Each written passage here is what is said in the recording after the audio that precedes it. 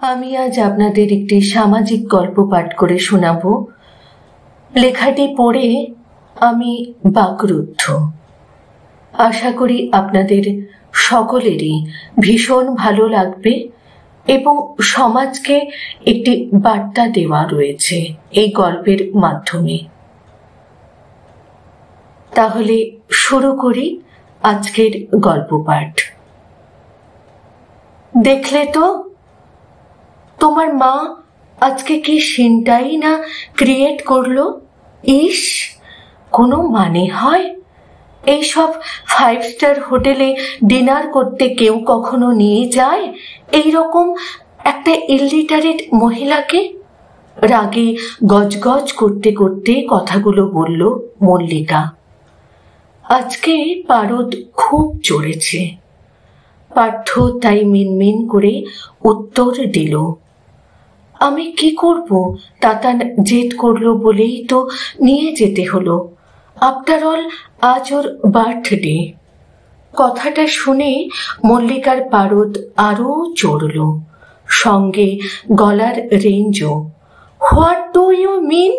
এখন যদি জন্মদিনে তোমার ছেলে বলে যে বাবা যাও গিয়ে গঙ্গায় ঝাঁপ দাও, তুমি দিয়ে দেবে? প্রশ্নটা শুনে নীরবতা পালন করা ছাড়া আর কিছুই করার ছিল না পার্থর।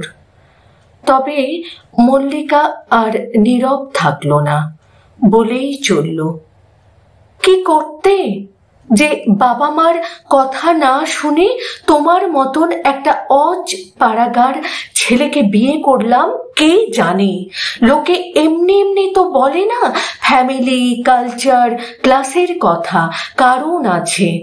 আজ বুঝেছি তোমার মতন একজন এত বড় গাইনোলজিস্টের মা যে এ ফর অ্যাপেল ও জানে না, সেটা কেউ বাইরে থেকে দেখে বুঝবে?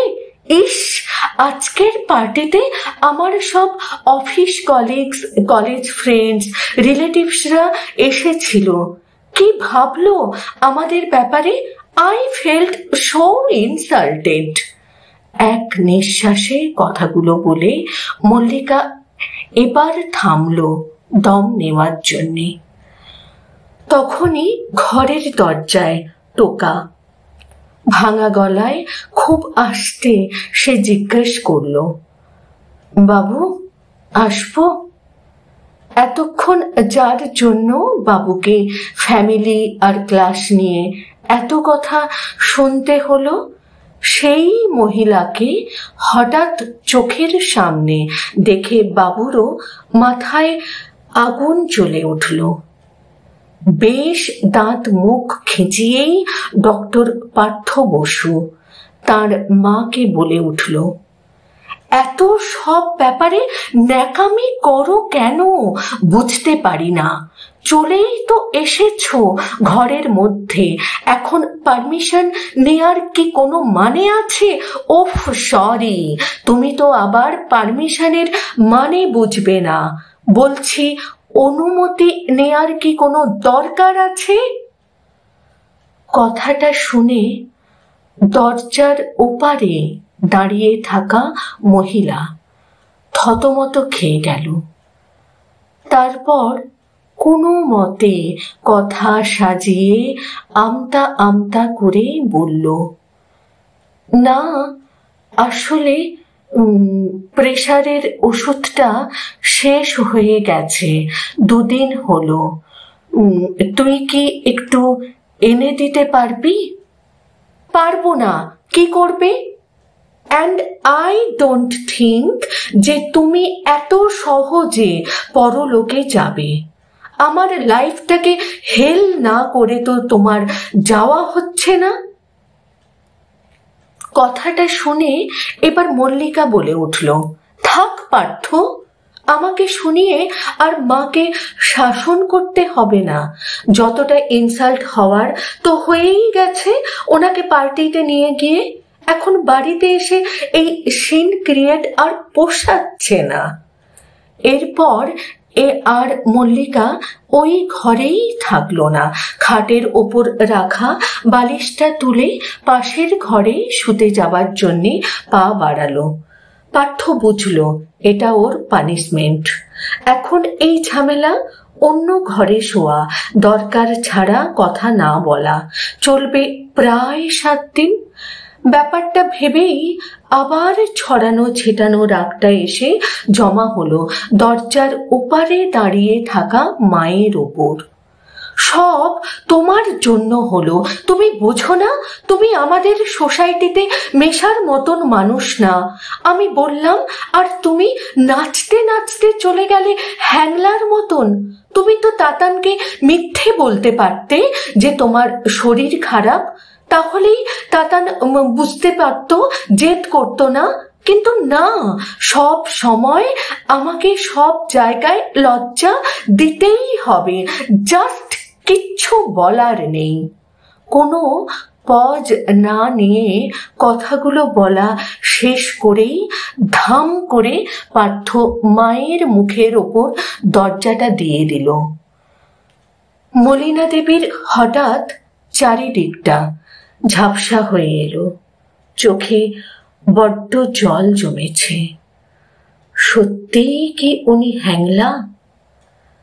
জন্মদিনে নাতির মুখের উপর না বলতে পারেননি, মিথ্যা কথা সাজিয়ে গুছিয়ে বলতে পারেননি, তাই উনি হ্যাংলা। প্রশ্নগুলো বারবার মনে ভিড় করতে থাকলো, আর চোখে ভেসে উঠল পার্টিতে আসা লোকগুলোর হাসি হাসি মুখ। সবাই হাসছিল ওনাকে দেখে, মজা নিচ্ছিল একজন গাইয়ার। আসলে সেই দিন পার্টিতে সব কন্টিনেন্টাল ডিশ হয়েছিল, পাস্তা, পিৎজা, নুডলস, মেশকেকান কারি, পানির পাসান্দা, এইসব। সেই সব খাবার চোখে দেখা তো দূরে থাক, নামও শোনেননি কখনো মলিনা দেবী। তাই বৌমা যখন তার হাই ক্লাস সোসাইটির ফ্রেন্ডসদের সঙ্গে হাই হ্যালো করছিল, তখন মলিনা দেবী সবার সামনেই বৌমাকে প্রশ্ন করে ফেলেন, বৌমা বলছিলাম কি বেগুন ভাজা, সোনামুগের ডাল, ছেঁচড়া এইসব কিছু হয়নি? ওই শুঁয়োপোকার মতন ওইগুলো টেবিলে কি সাজানো আছে, ওইগুলো লোকে খেতে পারবে নাকি? ব্যাস, কথাটা শুনেই মল্লিকার মুখ লাল লজ্জায়। আশেপাশের সবাই তো যেন লাফটার শো দেখার মতন হো হো করে হেসে উঠল। পাশে দাঁড়িয়ে থাকা একজন মহিলা হাসি মুখেই বলে উঠল, aunty, are you out of your mind? আপনি কি বলছেন এইসব? মলিনা দেবী বোকার মতন মুখ করে আর একটা প্রশ্ন করে ফেলল, আংটি? মা, তুমি আমাকে আংটি বলে ডাকছো? আমি তো তোমার মাসিমা হই। কথাটা শেষ হতেই মল্লিকা সবার সামনে চিৎকার করে উঠল, আপনি থামবেন মা, জাস্ট স্টপ ইট প্লিজ। কিন্তু ততক্ষণে যা হবার তা হয়ে গেছে। পুরো পার্টিতে ইনভাইটেড গেস্টরা তখন মুখ টিপে টিপে হেসে মজা লুটছে। মল্লিকার মাসি তো আবার ওকে সরাসরি বলেই ফেলল, leave it Mallika, we understand তোর হাজবেন্ড জুয়েল হলেও ফ্যামিলিটাকে ভালো চুজ করতে পারিসনি, মিনিমাম সেন্সও কাজ করে না ভদ্রমহিলার। একে নিয়ে এইসব জায়গায় আসাটা তোদের উচিত হয়নি একদম। সেই দিন কথাটা যেন তীরের মতন এসে বিঁধেছিল মল্লিকাকে, আর তার রেশ চলেছিল 7 দিন। পার্থর সঙ্গে কথা বন্ধ, বাড়িতে রান্না বন্ধ, আর শাশুড়ি মাকে চোখের সামনে দেখলেই তেলে বেগুনে জ্বলে ওঠা। শেষের উপসর্গটা ও এই 7 দিন পার্থরও হয়েছে। মা এই কদিন যতবার কথা বলতে এসেছে পার্থর মুখ ঝামটা ছাড়া আর কিছুই ফিরিয়ে দিতে পারেনি। এই যেমন সেই দিন বাড়ির কাজের লোক আসেনি, মল্লিকা রাগের ঠেলায় সকাল সকালই অফিস বেরিয়ে গেছে, লাঞ্চ করবে ক্যান্টিনে, কিন্তু পার্থ তো কখনো না খেয়ে বেরোয় না। তাই মলিনা দেবী নিজেই চলে গিয়েছিলেন রান্নাঘরে, হাতে তেল মেখে এঁচড় কেটেছিলেন। ছোটবেলায় ছেলেটার এঁচড়ের ডালনা খুব পছন্দ ছিল। যখনই রান্না করতেন ওকে জড়িয়ে ধরত খুশিতে। এই সব ভেবেই ডাইনিং টেবিলে পার্থর জন্য এঁচড়ের ডালনা সাজিয়েছিলেন বাটিতে। কিন্তু আজকের দিনটা একটু আলাদা হলো। পার্থ এলো, নির্বিকার মুখে খেলো, তারপর হাত ধুতে উঠে চলে গেল। মলিনা দেবী কিছুই বুঝতে পারলেন না। তাহলে কি রান্নাটা খারাপ হয়েছে? নুন ঝাল ঠিক আছে তো? এইসব ভাবনার ভিড়েই মনে প্রশ্নটা করে ফেললেন। এঁচড়ের ডালনাটা ঠিক ছিল রে। পার্থ কথাটা শুনে ভ্রুটা কুঁচকলো, বলল, মানে ভুল থাকবে কেন? মলিনা দেবী থমথমে মুখে বললেন, না আসলে তুই তো কিছু বললি না তাই। পার্থ তখন বেশ ঝাঁঝিয়ে উত্তর দিল, কাজগুলো করো কি নাম কেনার জন্যে? কি ভাবলে এই সব রান্না করে খাওয়ালেই সেই দিন ইনসাল্টটা ভুলে যাব? তোমার জন্য মল্লিকার সঙ্গে আমার সম্পর্কটাতে এত ঝামেলা, 7 দিন ধরে আমরা কথা বলছি না, সেই সব এই এঁচড়ের ডালনা খেয়ে ভুলে যাব? মলিনা দেবী এই সবের পর কি বলবেন বুঝতে পারছিলেন না। সত্যি এরপর কিছু বলার থাকে না, শুধু চোখ দুটো আবার ঝাপসা হয়ে যাচ্ছে জলে। অনেক চেষ্টা করেও চোখ দুটোকে রুক্ষ শুষ্ক রাখতে পারছিলেন না। সেটা দেখে পার্থ গলার রেঞ্জটা আরো বাড়িয়ে বলল, মা প্লিজ এই মেলোড্রামাটা বন্ধ করো, এইসব ন্যাকামি আর সহ্য হচ্ছে না। না, মলিনা দেবী এই কথাটারও কোনো উত্তর দেননি, কারণ সামনে যে দাঁড়িয়ে এইসব কথা বলছে তাকে উনি চেনেন না। এই পার্থ একদম অচেনা। ওনার নিজের ছেলে আজ অনেক দূরের লোক, যাকে দূর থেকে দেখা যায়, কিন্তু সে ধরা ছোঁয়ার বাইরে। এই সবের পর 7 দিন কেটে গেছে। আজ 21শে ফেব্রুয়ারি, ভাষা দিবস। তাতানদের স্কুলে আজ প্রোগ্রাম আছে। বাংলা ভাষা আমাদের বাঙালিদের কাছে কতটা গুরুত্বপূর্ণ সেটা নিয়েই বক্তব্য রাখা হবে। বাচ্চা বাচ্চা ছেলে মেয়েদের কাছে বাংলা ভাষা কি সেটা নিয়ে একটা আলোচনাও হবে। আর কিছু স্টুডেন্টস স্পিচ দেবে মাতৃভাষা সম্পর্কে। তার মধ্যে তাতানও একজন। ক্লাসে ফার্স্ট হয় বলে স্কুলে ওর নামটা সবার আগে সিলেক্ট করেছে। এখন ওর ক্লাস 8, কিন্তু ওর রেজাল্ট দেখে সবাই বুঝে গেছে এই ছেলে ভবিষ্যতে ডাক্তারই হবে বাবার মতন। এত সেন্স অফ হিউমার, নলেজ এই বয়সে অনেকের মধ্যেই দেখা যায় না।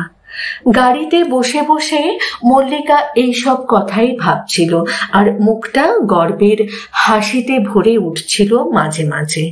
ফাংশনটা দুপুর 12টা থেকে শুরু। ওরা তাই একটু আগেই বেরিয়েছে। তাতান এত লোকের সামনে স্পিচ দেবে আজ। মল্লিকা তাই ভাষা দিবসের ইতিহাস কাল রাত 2টো অবধি জেগে ছেলেকে মুখস্থ করিয়েছে। পার্থও আজ বেশ এক্সাইটেড। নিজের সব কাজ ফেলে আজও এসেছে ছেলের স্কুলে।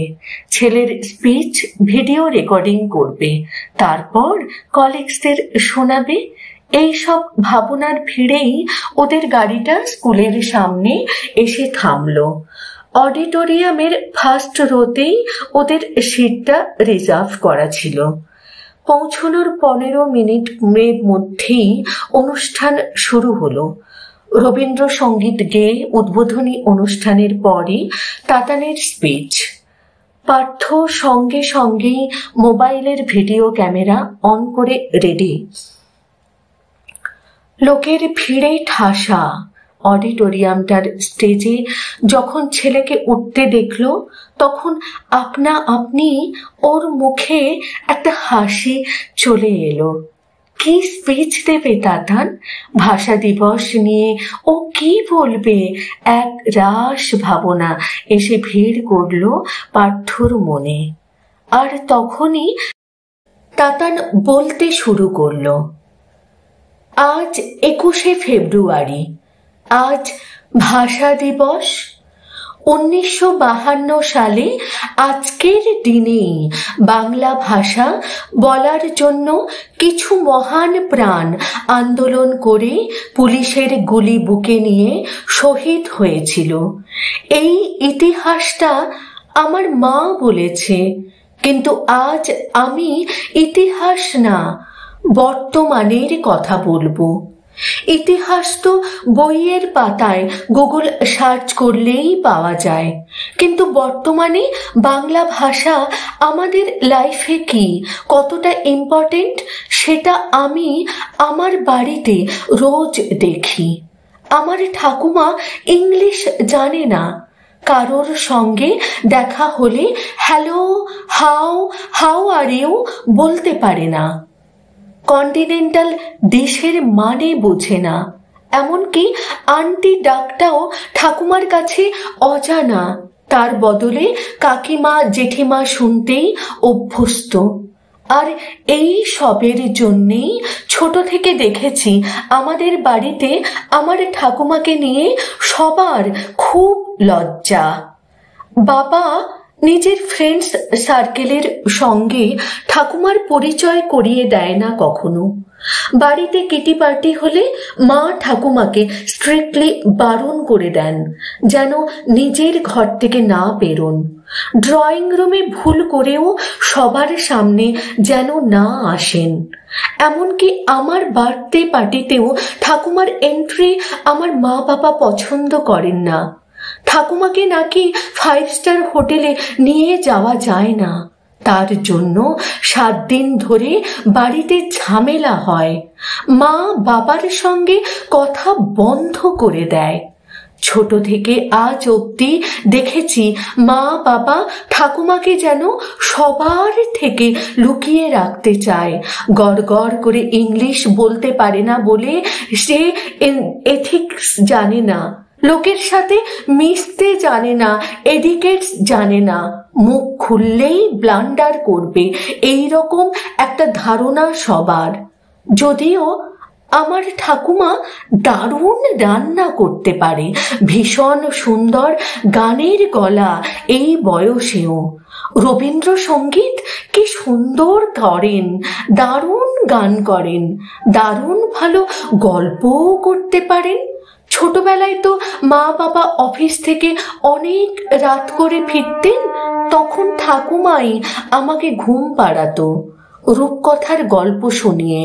না, ফেয়ারি টেলের মানেই জানে না, ব্যঙ্গমা ব্যঙ্গমি কি কথা বলে সেটা জানে ঠাকুমা, কিন্তু ওই যে বললাম ফেয়ারি টেলে যেই ক্লাসটা আছে সেটা ব্যঙ্গমা ব্যঙ্গমিতে নেই হয়তো।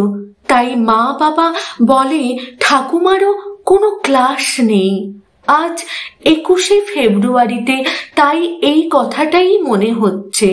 মানে আমার বাড়ির বাকি 365টা দিনের ছবি দেখে এই কনক্লিউশনে এলাম, এখন বাংলা ভাষাটা বাতিল ভাষা। শুধু বাংলায় কথা বলাটা লজ্জার। সে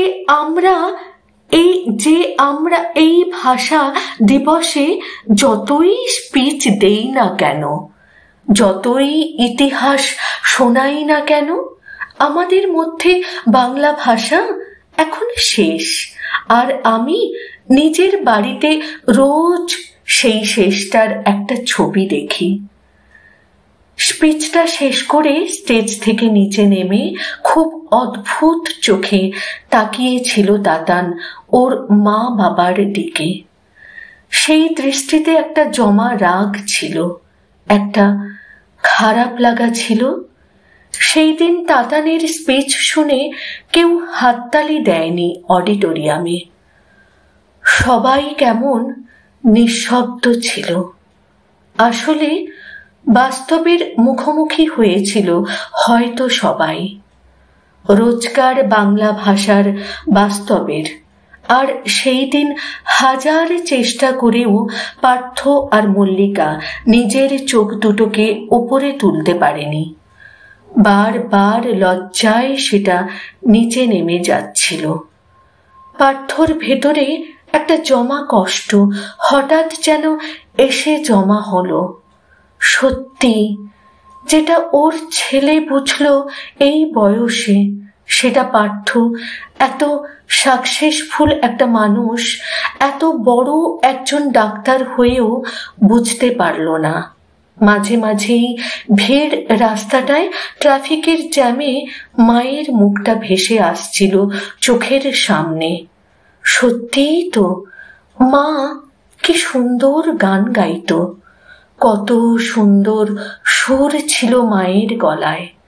এতদিন যেন ভুলেই গিয়েছিল পার্থ সেই সুরটাকে।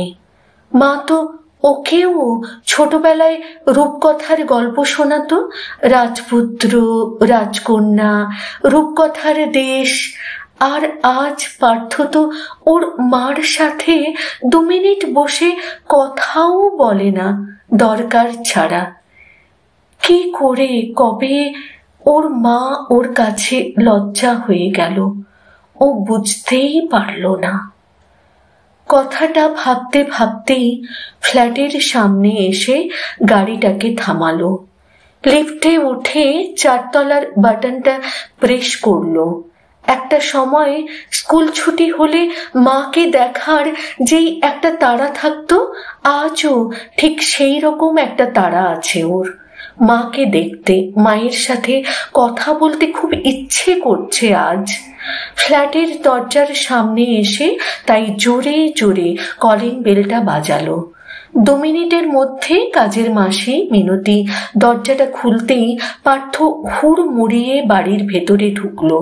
কেমন যেন উদ্ভ্রান্তের মতন লাগছে ওকে। ড্রয়িং রুমের কোথাও মাকে দেখতে না পেয়ে মিনতিকে প্রশ্ন করলো, কে রে, মা কোথায় রে, তাড়াতাড়ি বল। মিনতি নির্বিকার ভাবে উত্তর দিল, কোথায় আবার, নিজের ঘরেই থাকবে। পার্থ আর টাইম ওয়েস্ট না করে দৌড়ে মায়ের ঘরে গিয়ে দরজাটা ধাক্কা মেরে খুলল। হঠাৎ পাটা থমকে গেল।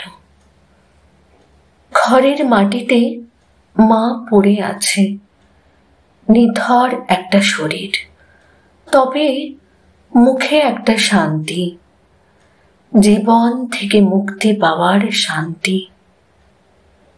পার্থ সেদিন মাকে অনেক ডেকেছিল, অনেকবার মার শরীরটা ধরে ঝাঁকিয়েছিল, অনেক চেষ্টা করেছিল মায়ের সাথে কথা বলতে, কিন্তু সেদিন মা আর কোনো উত্তর দেয়নি।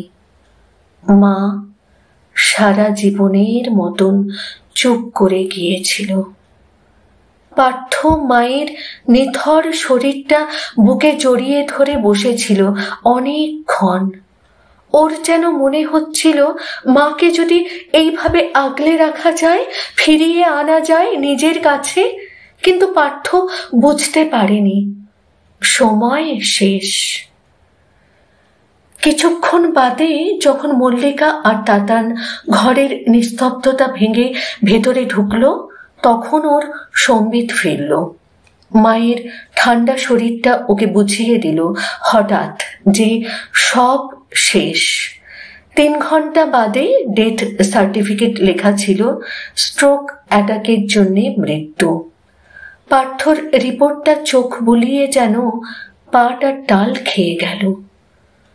2 সপ্তাহ আগেই তাতানের জন্মদিনের দিন রাত্রিবেলা মা ওর ঘরে এসেছিল না, প্রেসারের ওষুধের কথা বলতে, আর ও মুখের ওপর দরজাটা বন্ধ করে দিয়েছিল।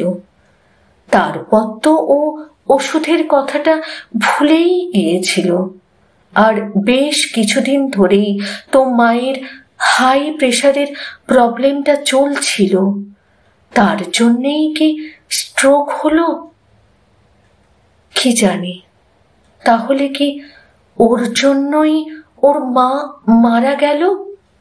সেদিন চুল্লিতে মাকে ঢোকানোর সময় শেষবার মায়ের মুখটা দেখল, আর কানে যেন একটা কথা বেজে উঠল, অ্যান্ড আই ডোন্ট থিঙ্ক যে তুমি এত সহজে পরলোকে যাবে।